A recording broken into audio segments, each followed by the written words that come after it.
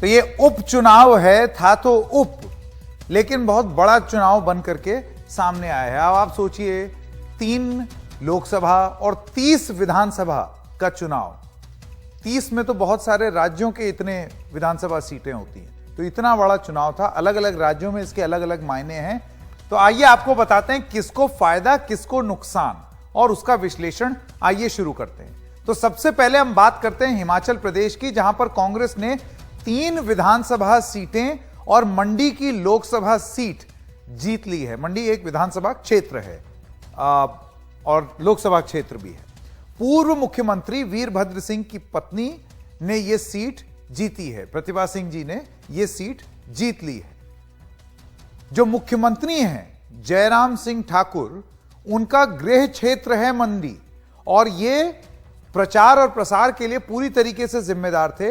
वहां पर अनुराग ठाकुर, जो कि मिनिस्टर ऑफ इंफॉर्मेशन ब्रॉडकास्टिंग है, उनके साथ इन्होंने प्रचार प्रसार किया भी, लेकिन उसके बावजूद जयराम सिंह ठाकुर और अनुराग ठाकुर मिलकर के भारतीय जनता पार्टी को जीत ना दिला पाए। वहां पर वो कांग्रेस के पास चली गई।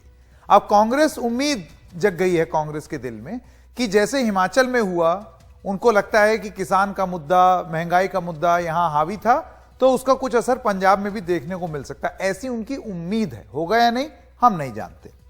आइए अब अगले राज्य की बात करते हैं, वो है पश्चिम बंगाल। यहां 4 सीटों पर तृणमूल कांग्रेस की जीत हुई है। बीजेपी को पिछली बार जिन 2 सीटों पर जीत मिली, इस बार वो हारी। दिनहाटा सीट, जो पहले गृह राज्य मंत्री जो अभी हैं निशित प्रामाणिक, वो जीते थे यहां से अभी लास्ट मई में, इसी मई में। उसके बाद वहां उपचुनाव हुआ, और जब उपचुनाव हुआ तो वो सीट भी तृणमूल कांग्रेस ले गई। तृणमूल कांग्रेस का अब यह मानना है कि वो कहते हैं कि अब मोदी शाह हार सकते हैं और उन सब दलों को सामने आना चाहिए जो कि उनको हरा सकते हैं। यह है तृणमूल कांग्रेस का दावा। ऐसा है नहीं है कि ये सिर्फ हार ही हार बीजेपी को मिली है। मध्य प्रदेश देख लीजिए, 2 विधानसभा सीटें बीजेपी ने जीती और 1 कांग्रेस पार्टी ने जीती, और जो खंडवा लोकसभा सीट है वो बीजेपी के कब्जे में आ गई। तो यहां पर थोड़ा वर्चस्व कायम रहा, एक कामयाबी मिली शिवराज सिंह चौहान को। उत्तर पूर्व की बात करें तो ये तो बंपर क्रॉप निकली भारतीय जनता पार्टी के लिए। यहां पर बीजेपी और उनके सहयोगियों ने 9 सीटें जीत ली हैं, और इसकी अगुवाई की किसने? हेमंत बिस्व शर्मा, जो कि कांग्रेस से बीजेपी में गए। और ठीक यही ट्रेंड वहां पर पूर्वोत्तर राज्यों में देखने को भी मिला कि जो जो लोग कांग्रेस छोड़ छोड़ करके बीजेपी में आए और या तो बीजेपी में शामिल हुए, या कुछ लोग जो घटक दल थे वो सब जीते हैं। तो ये एक ट्रेंड पूर्वोत्तर राज्यों में देखने को मिला है। इससे यह माना जा रहा है कि हेमंत बिस्व शर्मा का कद पूर्वोत्तर राज्यों के संदर्भ में अगर देखा जाए तो थोड़ा और बढ़ा है भारतीय जनता पार्टी के अंदर। आज वो एक मीटिंग भी ले रहे थे, रिव्यू मीटिंग, कि किस तरीके से परफॉर्मेंस हुआ। राजस्थान में दोनों विधानसभा सीटें कांग्रेस जीत गई, तो यह देखा जा रहा है कि गहलोत ने भी अपना थोड़ा सा स्ट्रांग होल्ड बनाया है। आदिवासी सीट पर कांग्रेस की जीत ये गहलोत को मजबूती दे सकती है। उसके बाद आइए हरियाणा की बात कर दें। एलनाबाद, जो कि एक मात्र उपचुनाव था हरियाणा में, उसमें बीजेपी उम्मीदवार अपनी जमानत भी नहीं बचा पाए, और एक बार फिर आईएनएलडी की वापसी हुई है और अभय चौटाला वहां से जीते हैं। बिहार की अगर बात करें तो यहां पर जेडीयू ने दोनों सीटों पर जीत दर्ज की है, और तारापुर और कुशेश्वर स्थान में जेडीयू जीती है। एक तारापुर में थोड़ी कांटे की टक्कर थी, लेकिन जो जीता वही सिकंदर। तो यह है उपचुनाव की कहानी। अलग अलग जगह जो उपचुनाव हुए हैं उनकी तस्वीरें अब आपके स्क्रीन पर।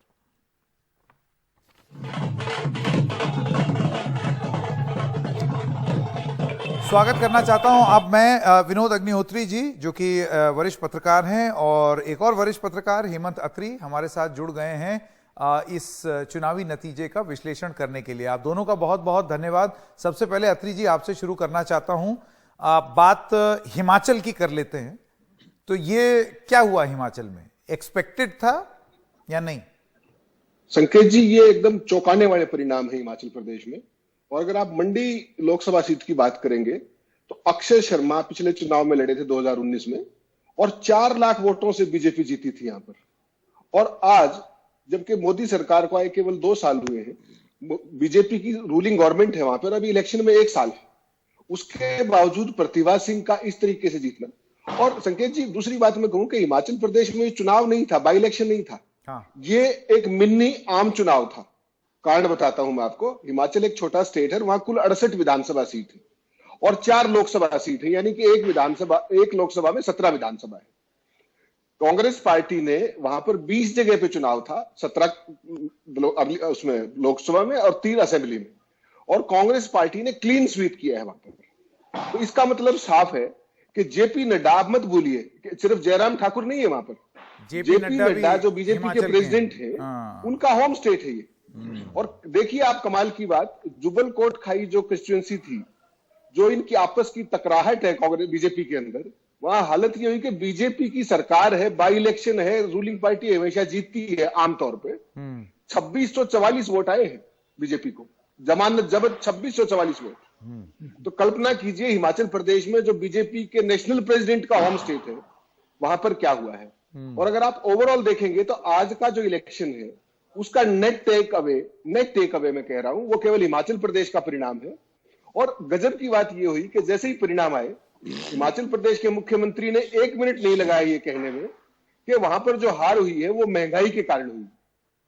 तो जो महंगाई का जो इश्यू है, चाहे वो बेरोजगारी, वो नहीं कहेंगे ऑब्वियसली 4 साल से नहीं, लेकिन अत्री जी ऐसा है कि ये ठीक है, उन्होंने महंगाई कबूल ली, उन्होंने बोल दिया, तो फिर ऐसा तो है नहीं कि भाई हिमाचल में एकदम कमर तोड़ महंगाई है और पूर्वोत्तर राज्यों में नहीं है या मध्य प्रदेश में नहीं है।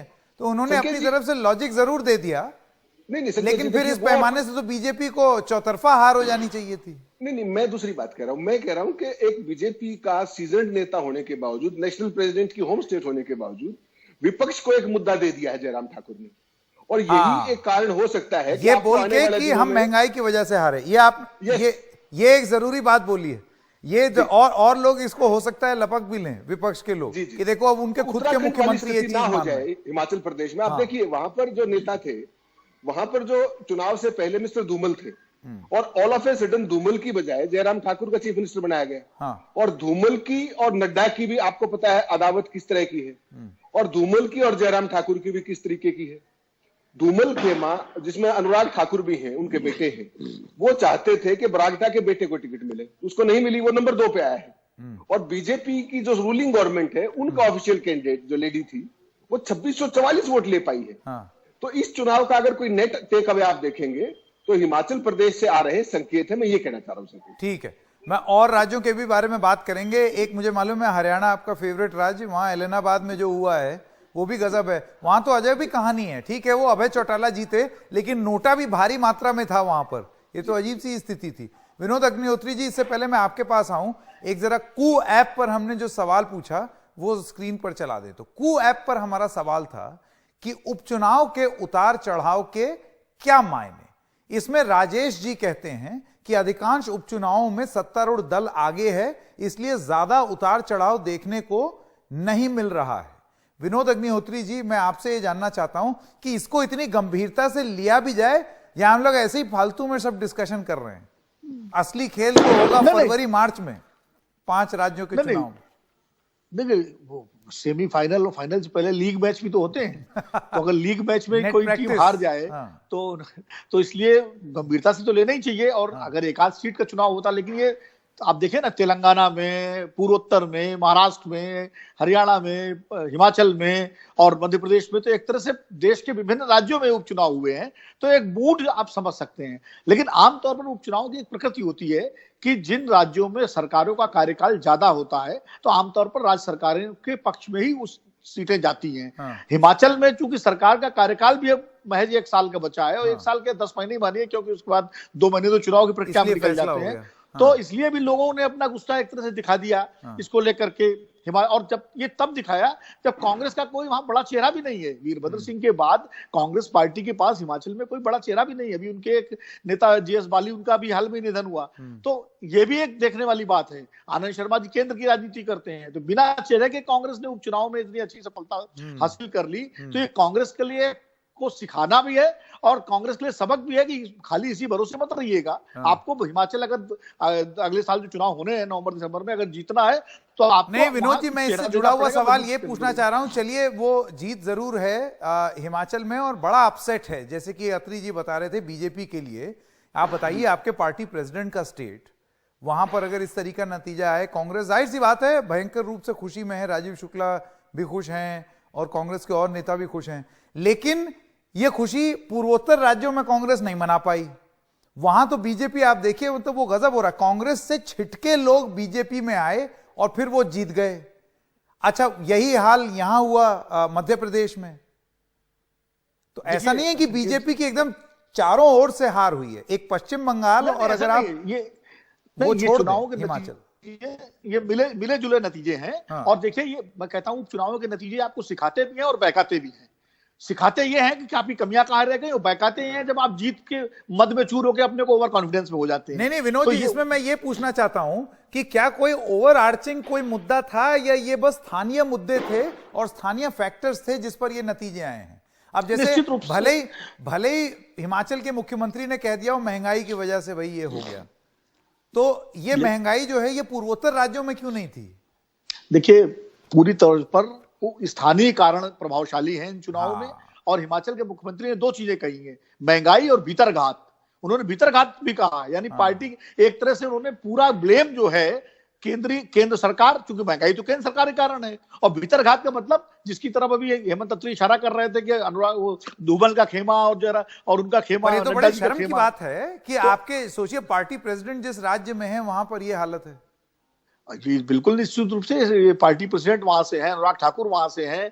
और सबसे बड़ी बात यह है कि हिमाचल प्रदेश पहाड़ी राज्य है और डिफेंस सर्विसेज उत्तराखंड और हिमाचल में सबसे ज्यादा है। तो राष्ट्रवाद का मुद्दा भी भारतीय जनता पार्टी का वहां इन दोनों राज्यों में काफी चलता है। इसीलिए मैं कह रहा हूं हिमाचल के नतीजों का असर थोड़ा बहुत पंजाब में और थोड़ा बहुत उत्तराखंड में भी पड़ सकता है। ये बड़ी बात बोली, ये बड़ी बात बोली। तो शायद कांग्रेस इसी चीज की उम्मीद में है कि कहीं उत्तराखंड और पंजाब में भी कुछ इसी टाइप की चीज, लेकिन 4 सीटों के नतीजे से इतनी उम्मीद लगा लेना क्या ये ठीक है या नहीं, ये भी एक विश्लेषण का मुद्दा है। क्योंकि पंजाब में जो कांग्रेस का हाल है वो जरा इन 4 उपचुनावों की सीटों से कहीं ज्यादा मतलब डामाडोल सा हिसाब किताब है। अत्री जी तो जानेंगे। अब अत्री जी आइए आपके फेवरेट राज्य के बारे में बात करें, क्या बोलेंगे आप हरियाणा के बारे में? संकेत जी, ये इस चुनाव में जो हरियाणा में बाई इलेक्शन हुआ है इसमें कुछ भी विचित्र नहीं हुआ।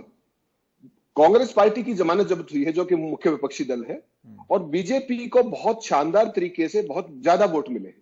लेकिन कुल मिलाकर एक स्थिति देखने की हरियाणा में यह है, जो आज का जो परिणाम है कि अभय सिंह चौटाला का विक्ट्री का मार्जिन कम हुआ है, 6,700 कुछ वोट हुआ है, लेकिन उनकी वोट बढ़े हैं। और कांडा बंधु जो कि आप जानते हैं एयर होस्टेस कांड से, मतलब जो गोपाल कांडा के छोटे भाई चुनाव लड़ रहे थे, उनके भाई हैं छोटे, उन्होंने चुनाव लड़ा और उनको 59,000 से प्लस वोट मिल गए। तो ये हरियाणा के अंदर एक बात बड़ी स्पष्ट है कि हम कितना ही कहें किसान आंदोलन है, ये है वो है, बीजेपी की जो जाट और नॉन जाट की पॉलिटिक्स है वो आज भी इफेक्टिव है, पैसे की पॉलिटिक्स आज भी इफेक्टिव है, संसाधनों की पॉजिटिव पॉलिटिक्स आज भी इफेक्टिव है। और ये सब उस हरियाणा में जहां पर पंजाब के साथ साथ यहां पर भी किसान आंदोलन सबसे ज्यादा हावी था, यही था मैक्सिमम किसान आंदोलन की पार्टिसिपेशन या तो पंजाब से या तो हरियाणा से। उसके बावजूद इतना क्लोज चुनाव होना बड़ी बात, ये अपने आप में बहुत कुछ कहता है कि जातिवाद की राजनीति। विनोद जी, जाते जाते एक सवाल आपसे पश्चिम बंगाल पे, पश्चिम बंगाल की क्या रीडिंग है आपकी? वो तो 2 सीट जो पिछली बार जीती थी बीजेपी वो भी चली गई, एक तो निशित प्रामाणिक की थी, दिनहाटा।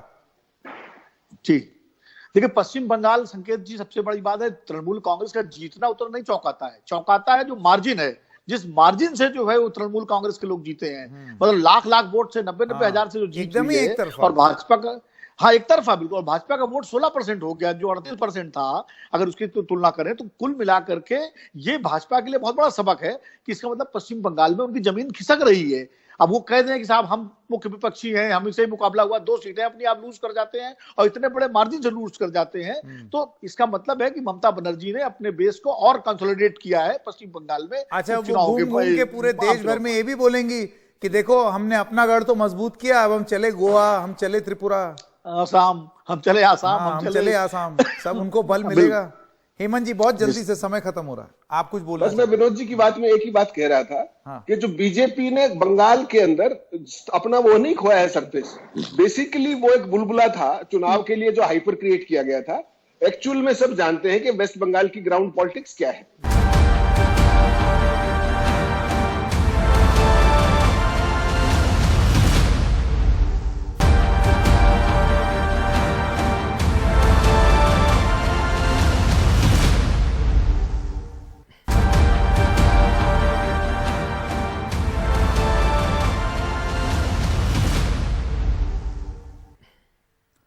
और एनसीपी नेता नवाब मलिक ने ड्रग्स मामले में पूर्व सीएम और बीजेपी नेता देवेंद्र फडणवीस पर गंभीर आरोप लगाए हैं। उन्होंने ये कहा है कि